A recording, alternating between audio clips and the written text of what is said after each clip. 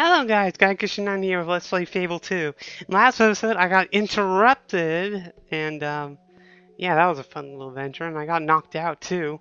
Anyways, before I get started with today's video, I upped my physique to 4. So, I'm a little more stronger now and look at that, 432,000 for the last level. Ugh. Anyways, in this episode, I'm going to correct the mistake that was made in the last episode and finally get started with the next chapter, the story quest, and pretty much one of the last ones too, like the last main one before the end game, and that's the Hero of Skill. It's kind of like the Hero of Will thing, like they give us that title already. Anyways, if we head up to the top here, we get Bloodstone Mansion, and it's where Reaver lives, and yeah, we'll introduce ourselves to him. Hey mate, you got business with Reaver? Yep. He's through the back. Oh, good. The stores are open too. Alright, so let's just head and introduce ourselves. You can see him right there. Handsome fella. Well, hello there. So this is Reaver. Always a nice surprise to have company. The one on the right. I don't get many visitors to my little coastal paradise. You must be looking for someone, and who else could it be but me? A celebrity of your stature is bound to seek out fellow luminaries. Oh, I should know something about that, but after he talks. Oh, come. You didn't think anyone could escape Lucian's spire and prance around my kingdom unnoticed? Your kingdom? I even know why you're here. No doubt you've heard of my astonishing abilities and expect me to join you in some half-cocked mission to take Lucian down. So this guy's pretty much the most intelligent of How the am I three, doing so I guess, far? or at least the more knowledgeable. But here's the problem. You've done all sorts of clever. impressive things, and yet you haven't really done anything that benefits me. But wait, perhaps there is something you can do for me. Mm-hmm. There's a certain item I need returned to its rightful owners in Wraithmarsh. They live in an enchanting place called the Shadow Court. Sounds lovely. I'd do it myself, but my relationship with the owners is complicated. And while my associates here have their uses, most aren't terribly reliable. So, how about this? Sorry. You run this little errand for me, and then I'll assist you in your quest for vengeance or riches or whatever it is that floats your particular boat. The item I need returned is just there. See that little objet d'art?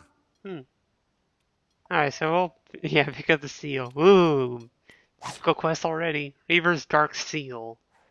Holding the seal fills you with a profound sense of dread. It feels heavier than it looks, and its edge is cut into your fingers. Sounds lovely. There's a good lad. Just come back and see me when you've dropped it off at the Shadow Court. Tatty-bye. Alright, so now we gotta go back to Wraithmarsh, and don't go running out just yet, because... Really suggesting my cheekbones are anywhere near that low? Yeah, you just killed the sculptor. The Shadow Court. It was they who destroyed Oakvale. There is a deep well in the center of Wraithmarsh, made of tombs. That is where they reside. Be careful. There is more to this task than Reaver lets on. Indeed. Now, the thing I need to know about before this is that this is actually just like the ritual quest, where you need to have a certain level of renown in order to start this quest. If you don't, then Reaver will assume that you're too unimportant for his, stuff, and he'll send you away to get more renown. And also, if you do that, I believe, there'll be a guy painting him if you have too low renown. And you can kind of guess what happens to the painter. But yeah, Reaver is definitely the most intelligent of the three, I suppose. Well, or more street smart, I suppose, than any of the other three. But anyways, so yeah, we're back at the Drowned Farm, back at the site of Oakvale, and I kind of gotta show up. Damn it! Of course, the game would do this. All right, I guess I'll have to get rid of you first. Already gave some damage. For some reason, whenever it comes to Brave March, I always feel as though I have to travel more than I have to, and I always forget that the ground farm is right next to Oakvale. Where'd she go?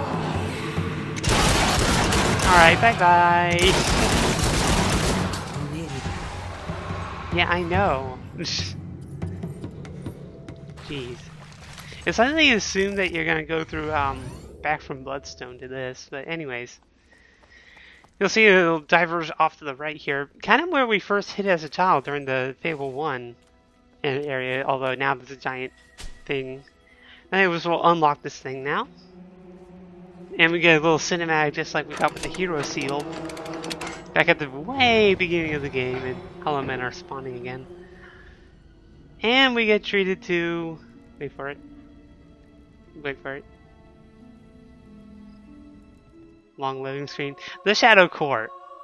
The well made of tombs. Very creepy. And you can probably guess what's going to be in the Shadow Court. Puppies and unicorns and cheese. Alright, the Shadow Court has been added to our map. Alright, let's cheer up the dog, because there are a few treasures in this place here too. And you can come back here later. Yeah. I don't think there's really any place that you can't come back to later, to be honest. Like, except like maybe the childhood, and you can hear some crying. Curious. Alright, well, let's make our way through this place. Oh. Haha! Broken wall. And there are enemies. It's a Shadow Hog! Alright, so yeah, obviously if you can guess the type of enemy that's going to be in this place are shadows. We haven't had much experience with shadows, as I've said. The only experience we've ever really had was during the Defender of the Light quest.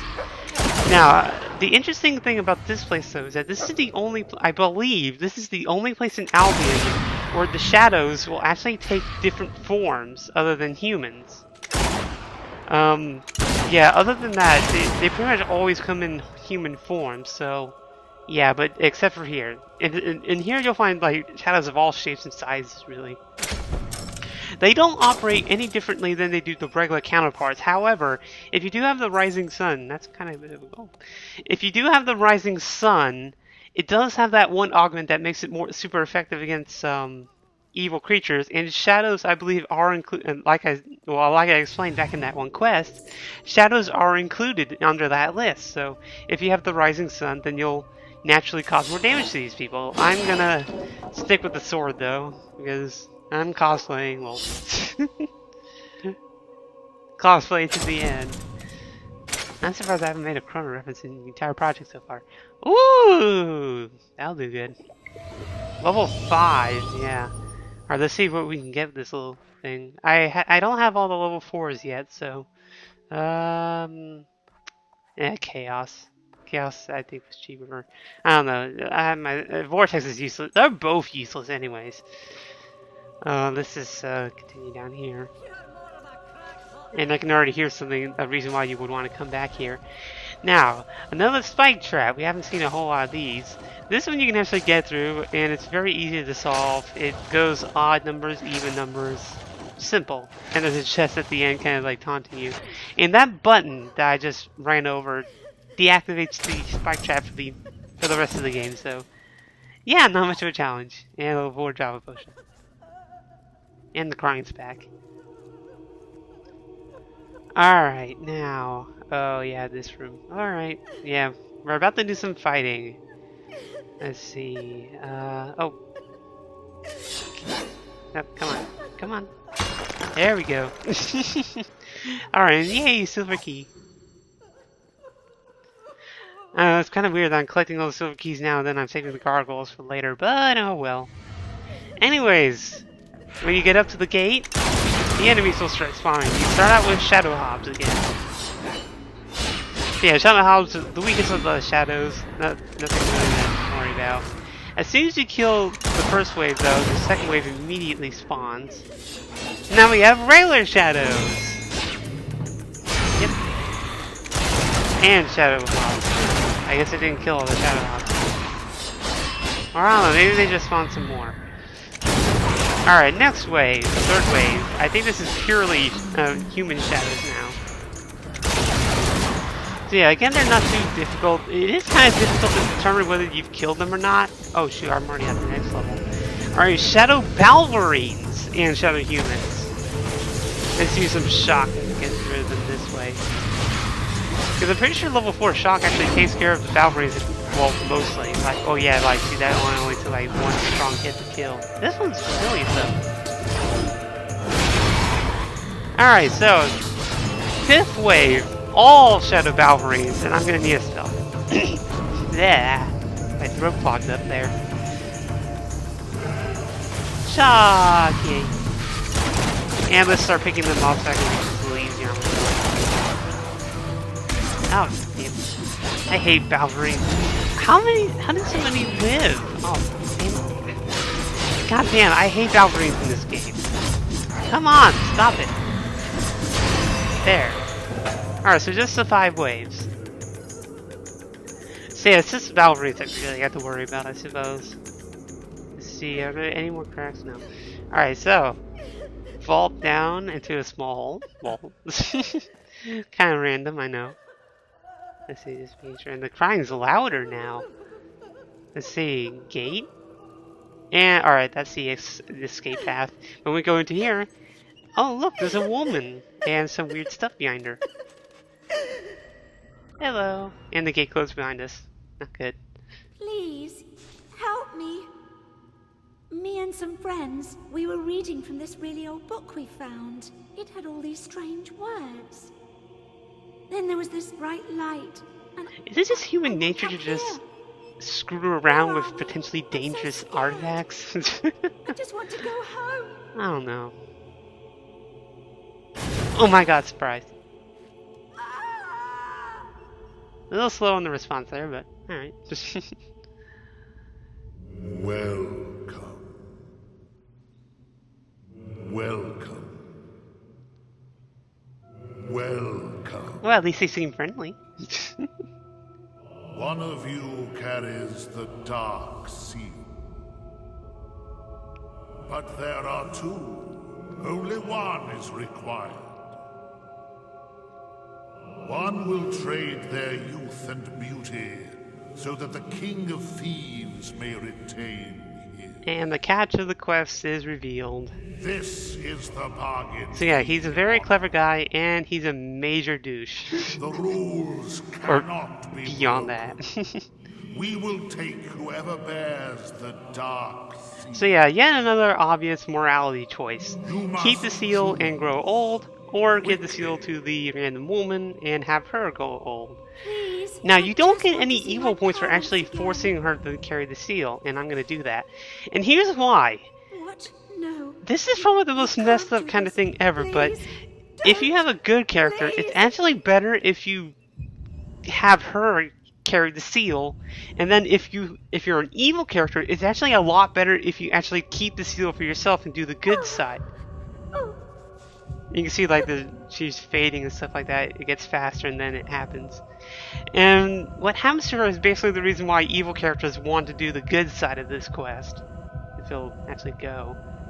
There we go. Now, first effect is that you grow really, really old, but you get cool glowing red eyes! How badass is that? no! I mean, that's pretty badass for an evil character. Reaver has again fulfilled the bargain. Yeah, I'm gonna have to get back to him on that. But when the sacrifices stop, we will come for him.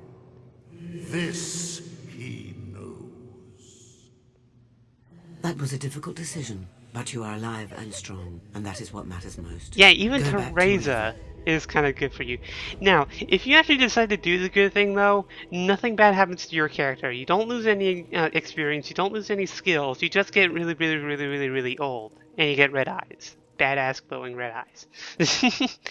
But yeah, you see, like, there's the switch, though. I mean, like, if you're a good character, it looks kind of weird if you have glowing red eyes. So, and yeah, you get to keep all your looks and stuff like that if you're this. But yeah, evil characters do the good side of this, good characters do the evil side of this. I know it's complicated, but And random chest in the middle of nowhere. Level 4. And not even that worth it, too. Yeah, this is a quick escape path. We're in this room now. This early path.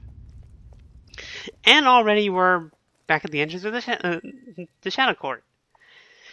So, that's pretty much the last of the story missions. The next story mission starts immediately after this one, although you have to go all the way back to Reaver in order to trigger it.